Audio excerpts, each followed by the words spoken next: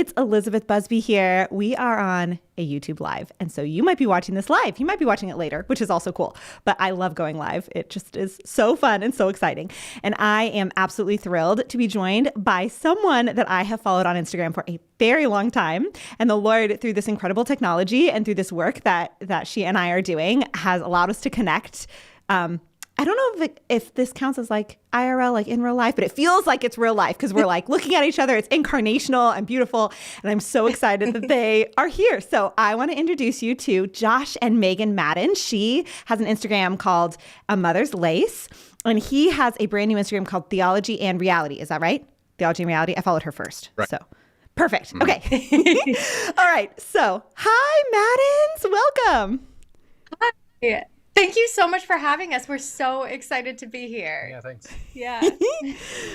You guys, social media is sometimes so awesome because it connects people that would have not otherwise met. So Megan has an incredibly beautiful page, and you've been working on it for a while, right? I've been following you for a couple of years at least. So you've been working on it for a while, right? Yeah, 2020, actually. January 2020 is when I put it on public. Yeah. I was only on there for a few months with it private. And I remember I had like 69 followers and everyone was someone I knew. And I followed everyone I knew. And then, yeah, the Lord put it on my heart to sort of start this ministry. And I put it on public and just said, okay, I guess we'll see what happens. And yeah, just wanted to talk about femininity and womanhood and following the Lord. I love it. So for those of you who know her, she needs no introduction. But for those of you who don't, I will say that she loves, this is the first time that we're meeting like as close to IRL as we can, like incarnationally. But from all my following of her, you guys, she loves her vocation. And there is something so inspiring being a wife and a mom. It's hard work, and seeing someone who just loves it. And there's like, she sees the beauty in it and she perseveres through the hard stuff and she's able to see the Lord in all of it. Like I leave her page inspired. So Megan, I'm so grateful for the work that you're doing. And I'm so grateful for your perspective and all of the hard work in the hidden moments and all of the tears you have undoubtedly cried and all the work you two have done together to get your perspective to the point where you are able to just really see the beauty in womanhood and motherhood and being a wife and your travel life. You have lived all over the place that I've watched from the internet. Like there's just so much beauty and I'm just so inspired. So I'm excited to meet you, to see you, and to introduce you to my people who are discerning marriage, because what you are giving the world is so needed. So thank you. I'm so excited. Thank you so much. Thank you. Yeah, it's been such an adventure. When we got married, I was actually thinking about this the other day. When we got married, we had no intentions of, living overseas and traveling in the way that we have, and just these sort of adventures that we have gone on. It's happening to us on accident. Yeah. I don't know how one comes to be in Oxford, England by accident. Like that is so many people's dream life, and you are living it by accident. Well, it just keeps happening. I keep trying, we never, like I said, we tried to stay in America and it didn't work. And then we came back to America and we just didn't stick, I guess. Yeah, it didn't stick. We ended up here. It's not what I want. I hate traveling. No way. Do you really? I like being in very interesting places, but the act of traveling I find just tedious and awful. Yeah. But I guess that's, I don't know, kind of the humor. It is the humor. Providence, I suppose. And we also, so Oxford, England, it's actually been an interesting story because when we were working in Poland, we were working for a ministry. It was actually like a John Paul II ministry and everything. And yeah, it was really great. But we had to come to England, so we wanted to visit Oxford because we're like, oh, Oxford's the dream. He's studying theology. And we walked into where he lectures now, the Blackfriars, and we prayed in their chapel and everything. And we said, oh, I wonder what it would be like. Like, how do you even get a job here? And we're just walking out and just so in awe of the place and everything. And then we went home to Poland, and yes, and 2 years later, here we are. Yeah, within 2 years, he ends up being hired by the Blackfriars, and we move here. So God is incredible. His storytelling is just absolutely incredible, and it's truly such an adventure. Marriage in general, I think, and I think everyone has a different story, but it's always an adventure. Absolutely, y'all. It's such great fun. It's so fun. So the reason why I have wanted to have Megan on this podcast for forever, but the reason I'm getting to have both of them and kind of what gave me the courage to ask, because I was a little intimidated, was they are doing an Advent study and it's Advent. So I was like, yes, I'm doing it. So anyway, I'm really excited to talk. We'll talk about marriage in a little bit. Let's talk for a little bit at first right now about the Advent study, because what you are doing is so special. And I think, we meant to do it this last week, but in the Lord's providential timing, we're doing it right now. And there is still so much time. This is the longest I think Advent is ever able to be, because Christmas is on a Sunday. So the Lord is giving you all this time to join their Advent study right now. So can you come talk to us a little bit about that study, how it came about, what you're studying, why you chose it, all that stuff? Yeah. Do you want to introduce? Sure. Yeah. I guess to try and be as concise as possible, a couple months ago, I started a Substack page, which I'm sure a lot of people know what that is. It's essentially just, I don't know, it almost reminds me of kind of Blog 2.0, right? It's sort of where a lot of sort of freelance journalism has moved in that direction. And it's just a really convenient place to do things and write and do podcasts and videos and all that kind of thing. And there's just been a ton of things over the years that I've just had sitting around, or ideas that I thought, well, I can't do this in class, or I did do it in class, but it was, an hour long. And, I'm sure, I've had people ask me, oh, will you post lectures? Will you do this? Will you do that? And I thought, well, it's kind of an easy way to just make a lot of things available for people who can't, don't have the luxury of going overseas and studying or spending 2 years in a master's program, all that kind of thing, but sort of to get the same kind of material, right? Yeah. And for a long time, I mean, Megan and I have had plenty of ideas of things to do together, and we read books and have conversations, and we thought, well, I mean, why don't we just try this? Because it's kind of a natural extension of like a podcast channel, but like a mini series, right? It's a lot easier to say, it's a lot harder to say, I'm going to do this podcast. It's just going to go indefinitely. It's a lot easier to say, let's do a 4-week mini series and see how that goes. Absolutely. And so we thought, well, Advent's like a cool time. Let's do that. People try and find special things to do, or devotions and books to read and all kinds of things, right? And so it just seemed like a kind of natural thing to choose. And we thought, well, what's a good Advent book? And I thought, well, I've read the infancy narratives before, and it's really short, actually, right? It's only like 100 pages or something, and it's 4 chapters, which is perfect for Advent, which is 4 weeks. And so we thought, well, let's just do it and see how it goes. And I think it seems to be working pretty well. Awesome. Yeah, I think too, the other thing that we were talking about is we always have these discussions anyway, and we pick out books and we read them together and we talk about it anyway. So we were like, what if we just let people sort of be flies on the wall in this? What if we don't, we won't put on a show or anything like that. We'll just like let them in to our conversations and make it really natural. And let's just see how that works. Like, and actually the past 2 times we've sort of ignored the fact that we're recording and we have this microphone in front of us and just chatted as if we're just together, just chatting about the book. And it's been so fun and I really love it. I hope people like it. So we're going into chapter 3 right now. You can join at any time on the Substack page, Theology and Reality, or you can actually listen on a podcast, the podcast Theology and Reality, on any of your podcast services. So right. So the podcast is hosted on the Substack page, but you can just go on like Apple Podcasts or I think Spotify, things like that, and you should be able to find it pretty easily. So there's half a dozen different ways to access it. Yeah.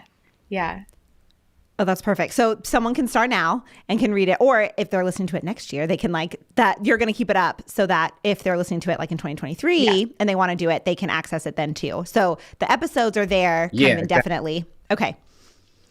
Yeah, they're just archived. So you can go, you can start next week and just, click right through. And I mean, I don't know if you want to binge listen to 5 hours of me talking, but.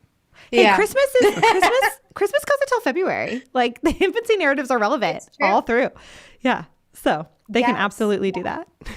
It's such a rich text. Yeah.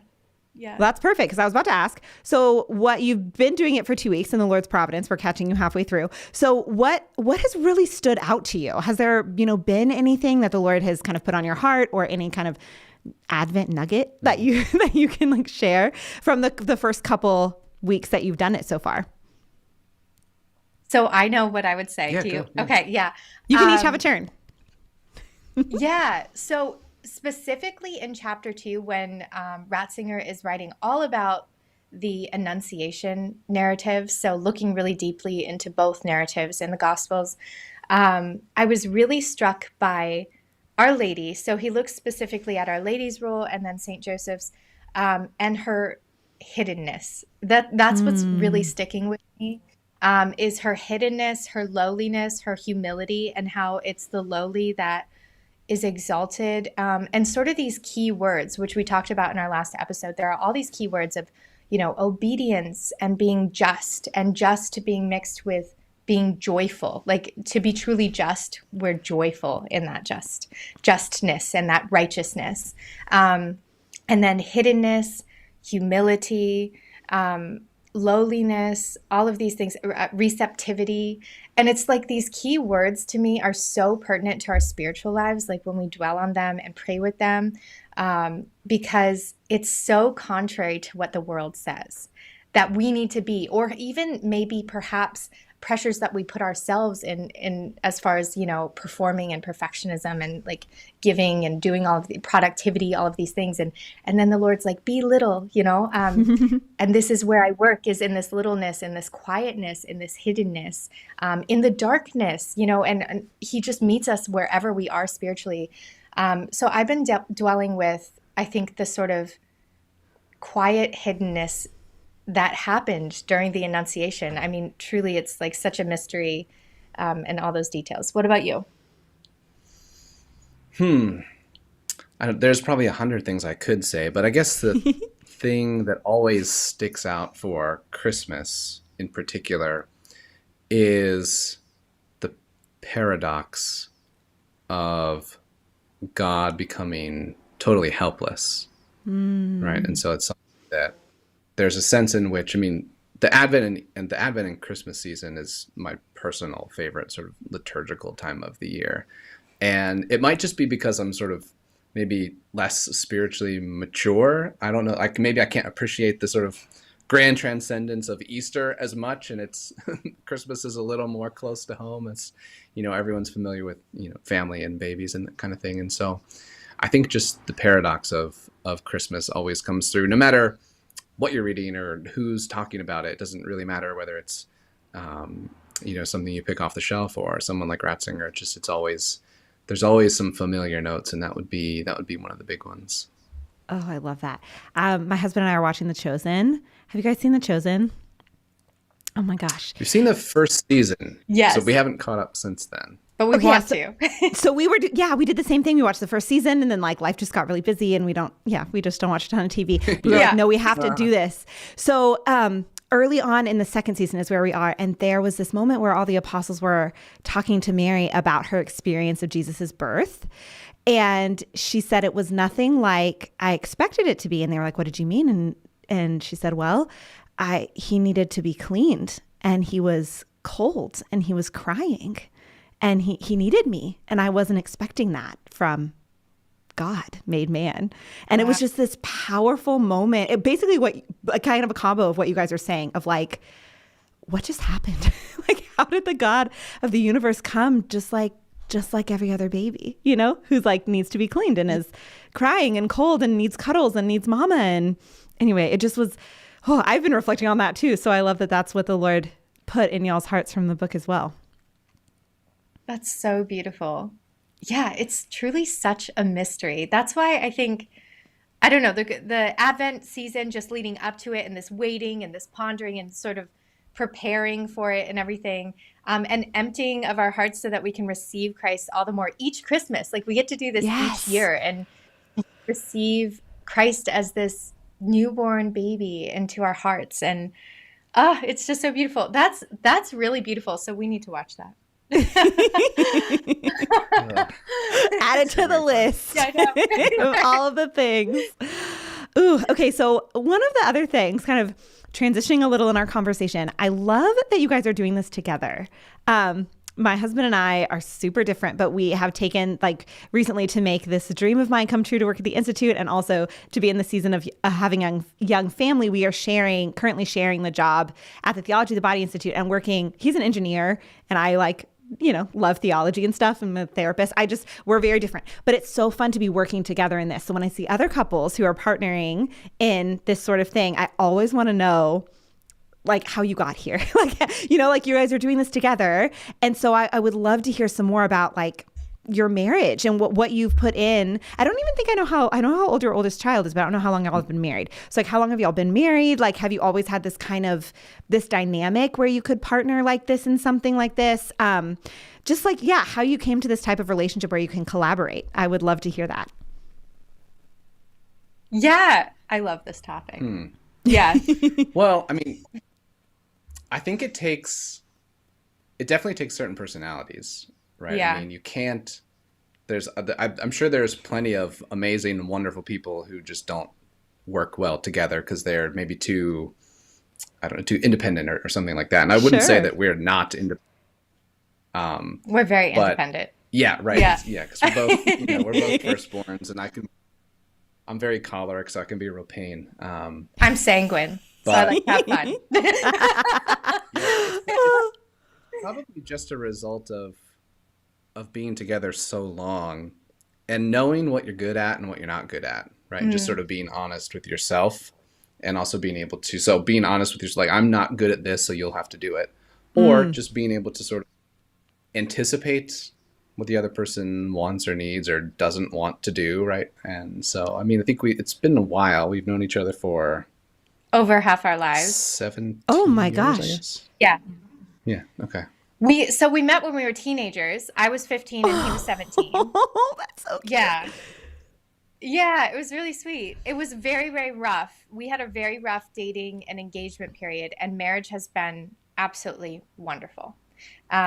Absolutely wonderful. And I think it was because we were very frustrated because half the time we knew we wanted to get married, but didn't know how to make it happen because we were so young. So we've been married 11 years, and I think we do share quite a few similar interests, especially with theology. So with him studying theology, like I tried to get my degree numerous times. Like I've started grad school and quit. Oh my gosh. 3 different times. Yeah. Because I would like get pregnant and then be like nauseous and not able to go to class. I can't do this. Sorry, I gotta quit again, Oh man. But I think we figured it out a couple years ago. We're like, I'm like three classes away from getting a master's. But anyways, the point is that we share the interest. And I think it was in Austria. We were studying marriage and family studies in Austria, and I was trying to work on a degree there. And he was getting his license in theology there, in marriage and family studies and morality, Catholic morality and everything, as well as teaching. And because this was after his PhD, so this was sort of like an extra thing. And during that time, we just felt such a call to fight for marriage and family. And I remember that's when we started to really think about like, what can we do together? And we started this website. It failed, but we started this website. It just didn't work out. It was called the Mount Carmel Project, and we would just go on there and write musings about marriage and family, and what we were learning, and theologically, like what marriage looks like, and man and woman, and all of these things. And that was the sort of foundation. And then after that, I think we just always have come up with projects to do together. Like we just like to do it. Oh my gosh, it's so cute. We like to work together. Well, I think you finally came up with a good idea, honestly. Like I've wanted to do something like what we're doing for years and years, but the last thing the world needs is another generic podcast or generic website, right? Like you need the stuff for and so I wasn't going to do that. But finally, I think being here and just kind of the right time and had the right idea and the space and the time, and so just kind of sort of providentially all coalesced at the right moment, I think. And I think it's just people, I think this is needed. So like what you're doing with Discerning Marriage, for instance, like I think this is a topic that is just so needed. and then just marriage and family in general, just to talk about it, you know, and support each other as Catholics. Like we need to build up the church. We need to build up one another and encourage each other because it's hard, you know? Yes. But also we can bounce off each other and be like, what are you doing liturgically living now? You know, like I want to do that too. And just learning from each other and encouraging each other. And yeah, I think the online platforms are a way to do this. And of course we have to be prudent and like careful and discerning and all of these things. But yeah, we're really excited to work together on these things. So how long ago was the Austria thing? Like how long ago did you do the Mount Carmel project? That was 2018. 4 Okay. 4 years ago. Yeah. Almost 5 years ago now, I guess. Yeah. So a pretty big chunk into your marriage. You guys, you know, met as teenagers, but then you dated and discerned and got married and then moved to Austria, apparently. And I don't think I knew that part of your story. Moved to Austria. That was before Poland though, right? Or was it after Poland? Yes, it was before Poland. Oh my gosh. Yeah. Your life is so cool. So we got married and then a lot. moved to Florida in the first year. Yes. Lived there for 5 years. And then moved to Austria for 2 years, to Poland for a year. We're back in America during COVID for about 18 months. And then we've been in England for the last year. Awesome. During our time in Florida is when I would say we really grew up because we got married so young. I was 20, he was 23. We moved to Florida and we were so blessed. We were living in Ave Maria, Florida. And so he was getting a PhD there and we lived on the street with all these graduate school families and everyone was in the same boat, you know, with husbands studying theology and the wives were new mothers. And we just, all these children just running around and it'd be like, oh, you're pregnant now. Here's my maternity clothes, you know, and just sort of bouncing back and forth, all the ideas. And we opened our house up a lot. We just all the time. And we would just say like, everyone just come over, bring your baby monitors at night and just come over and let's just talk. And the guys would always just talk theology and everything. And the girls would be like in the kitchen, like scheming how we're going to, like, is that single person going to be a priest or is he going to get married? Who should he marry? And then, you know, or who's pregnant and what are you going to name the baby? You know, all these things and just talking about motherhood. And, but we all then at the end would always end up coming together and sort of discussing like really big picture, sort of just like Catholic social teaching issues.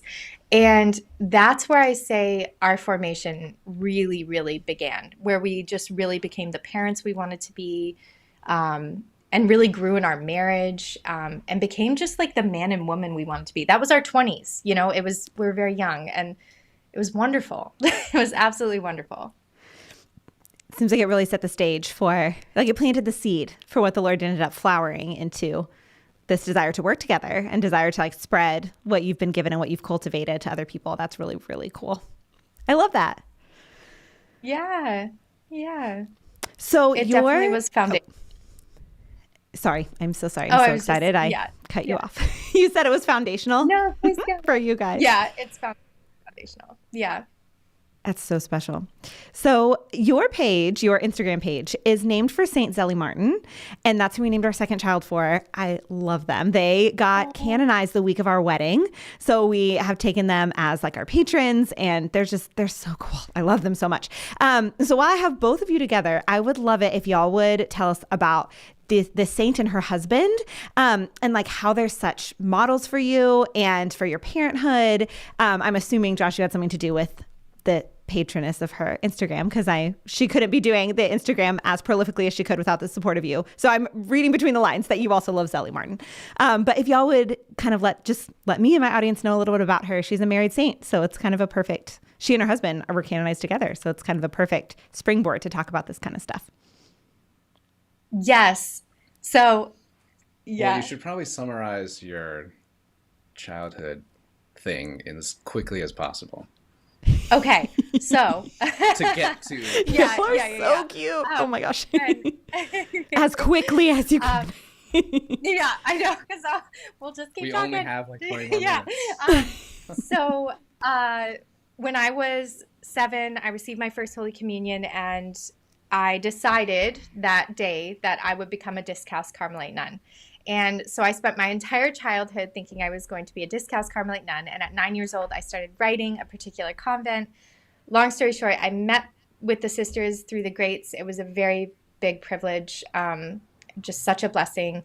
And when I met Josh, I just kept really struggling in our dating relationship because I really thought I was called to be a Carmelite nun. And I met him and I was like, oh no, I'm falling in love with you. And 2 weeks after he met me, he's like, I'm going to marry you. And I'm like, I don't think so.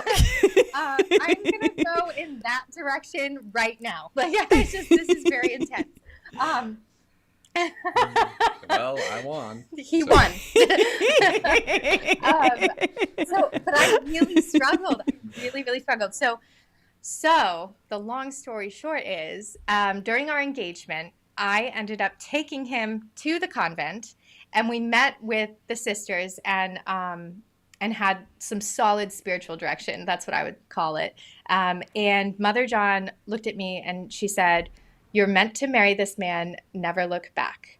And she said, "It is very likely you'll have vocations in your children, and to pray to Saint Zélie and Saint Louis because of their daughters." So we took them on as patrons in our first year of marriage. Josh came home one day. Yeah, go ahead. No, just so the point is, essentially, there's a kind of harmony between sort of your you're ending up in the married state and Zélie's, right? Because they both attempted to sort of join religious orders or the priesthood, and they attempted a kind of spiritual vocation first, and both failed kind of spectacularly, but for a reason, did. Right? And so Absolutely. So they have to take that first year and sort of really, even after getting married, spend a few months and try and figure out, okay, like, let's actually devote everything to this. And then once that turn happens, then obviously, it's a deep dive into this sort of mystery we call marriage. But what you were saying was that in the first year we had, there's a book that not as many people know, I think, right? Everyone kind of knows, everyone knows is Therese's diary, right? Story of the Soul, but not as many people know the biography that was written about their family. The Story of a Family. Story of a Family. The priest who was preparing us for marriage gave it to us. Yeah, it's massive. Yeah. Yeah, amazing though. It's so cool. So really nobody knows about that book. I love that you just said that. It's so good. Right. So we had that, and I don't think we have it anymore. Maybe we do, which most of our books are in boxes in Florida at the moment. Yeah. But that I makes think sense. in our first year of marriage, we had like 3 or 4 copies of this on the bookshelf because you had one and I had one, and people had given us things, and so it was like, we wanted them. There's 4 of these. I guess I should probably read at least one of them once, right? And so, I remember that first maybe 4 or 5 months after getting married, maybe reading that. I can't quite remember exactly when, but it was really, I don't know if I want to say surprising, right? The stories of the saints are always surprising in a particular way, but it was just really profound, I think, the way that Zélie and Louis approached marriage and child rearing in such a kind of full dive way, if that makes sense, right? They decided that, well, if this is what we've been called to, and we really attempted not to be in many different ways, so if we ended up here, then this must really be what we're supposed to do. And they bought in, and they sold everything for that, the priceless pearl of marriage in that particular sense. And it just really made sense to me. Finally. And they said, there was this one quote where they talk about how, after God, their children were their sole happiness. Like that's what made them happy, were their children. And I remember when we found out we were pregnant with our first, so she's 10, and we were in the midst of reading this, and we both looked at each other and we had this very intentional conversation, and we said, we're going to live for our children. And we both just made that decision. Like, after God, we are going to live for our children. We're going to lay down our life. And we both made that decision together. And I think that has formed the culture of our entire family life. So bringing to a mother's lace. We're in Austria. We're studying marriage and family. I have to quit these graduate studies, but I'm still reading about womanhood and femininity and looking at the complementarity of man and woman, and just so engaged in this topic and thinking about the question of what it means to be a woman, and sort of just trying to strip down what society tells us and find the truth in these matters. Now I came to a conclusion on that. And it's Imitation of Mary, so I ended up having to write a book about it. But which is coming out next year. Whole process, yes, next year with Ascension Press. But I came to this conclusion that, I guess I just saw that Saint Zélie. I named the page A Mother's Lace because Saint Zélie had this beautiful balance of being a mother, pouring herself in her motherhood, doing work for the Lord, also her lace making, she would stay up late at night doing this work and running this business. And then how, she just balanced her time, and she prayed and she worked and she served and she was joyful, and she suffered so much too, and still found like this redemption within the suffering. So I'm just so inspired by her. So that's why I ended up taking that on for my page. I also think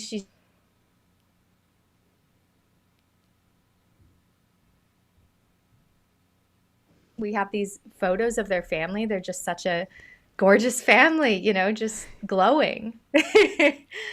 Absolutely. You cut out a little bit right then. So you said you took A Mother's Lace, and then you popped back in just now about she was just glowing. So what did you said something about their pictures. What did you say? Yeah. So they just have an interior disposition of holiness, and then there's this exterior reflection of it, both in their actions, and also you just see in their photos this glowingness in their family, this glowiness. Yeah, I can't talk. Absolutely. Luminosity. And this is why I need him. Yes, I get that. My husband serves that purpose for me too. I'm like, I'm just saying things. And he's like, here's what you're trying to say. But I love what you just said about we're going to be all for our children. I don't remember exactly your language, but you basically were like, we're going to live our life for them. And I wonder if that is why you guys have, or one of the reasons why you guys have so much joy. Well, I can't speak to Josh as much, but I see Megan on her page all the time. And so I'm assuming you have some too. But there's this joy. And I wonder if it's because you've laid down your life, right? You find your life when you lose it. And so in being willing to surrender all of that, for your vocation, and to say yes to the Lord as completely as you possibly could, once you realized he was calling you to physical motherhood and marriage, that you found such joy in it because you gave it all to him, and then he gave it all back, packed down, overflowing, all of that. Yes. I think, just a prayer I think we both say and want is to continue to always delight in our children, because it is hard, and there are challenging times, and there are hard days. It's really, you get stretched, but I think like there's so much sanctity that comes from it, that you see that the Lord is stretching you in this to continue to pour, and then he fills. So just in that emptiness, receiving that joy.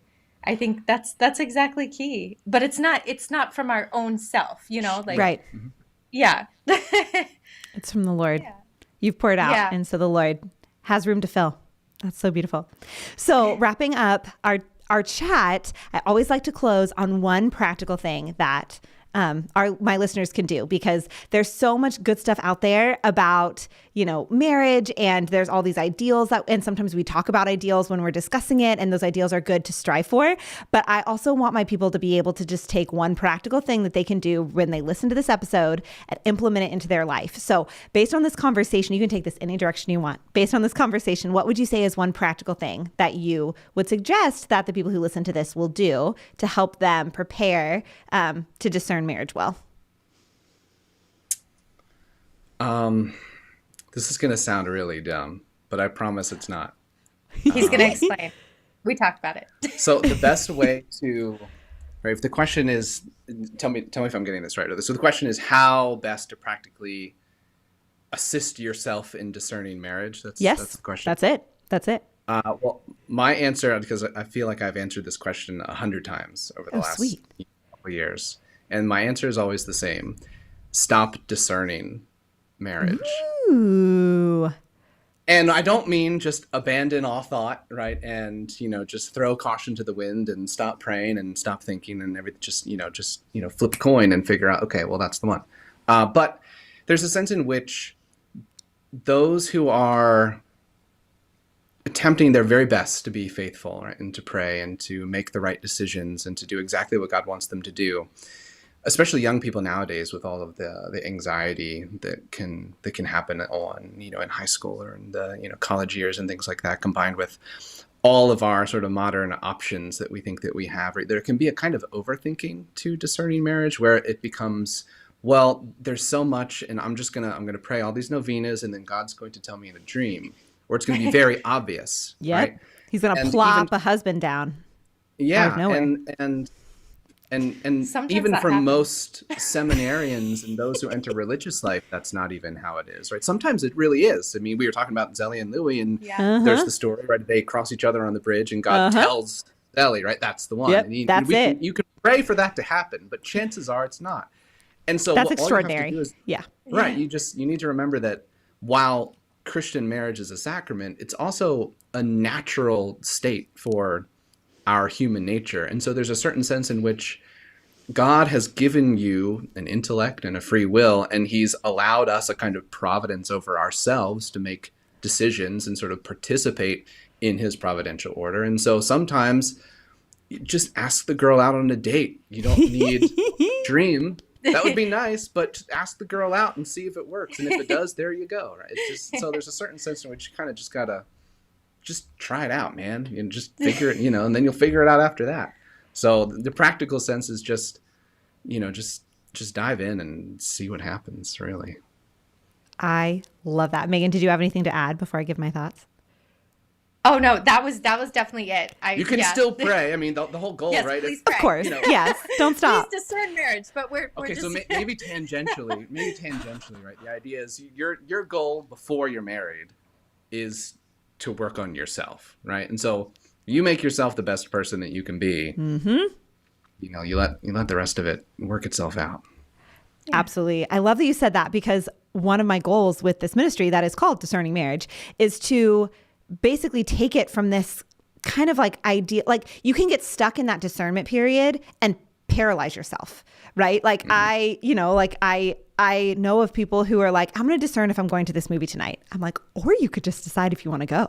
Like, do you have the money? Do you have the time? Like, do you want to see the movie? Let's go.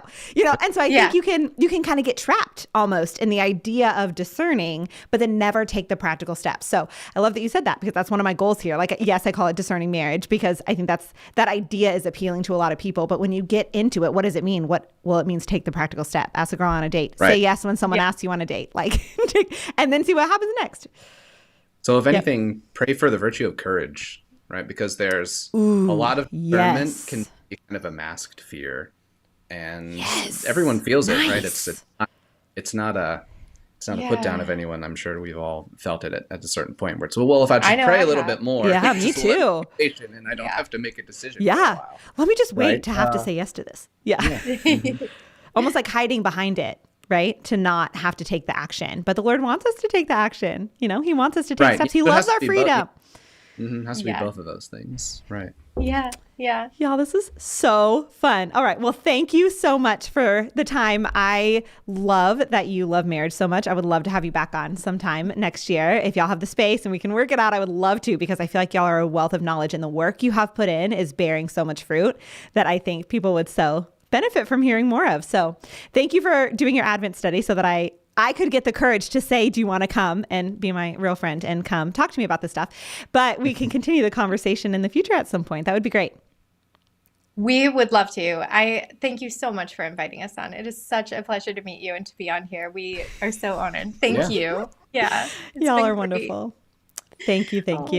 And thank all of you for joining us. As you probably saw, those of you who are longtime watchers of me know that I get a little awkward when I get excited. But those of you who came from Megan and Josh's page are probably like, whoa. But I just get really excited, you guys. And I'm just like, this was fun for me.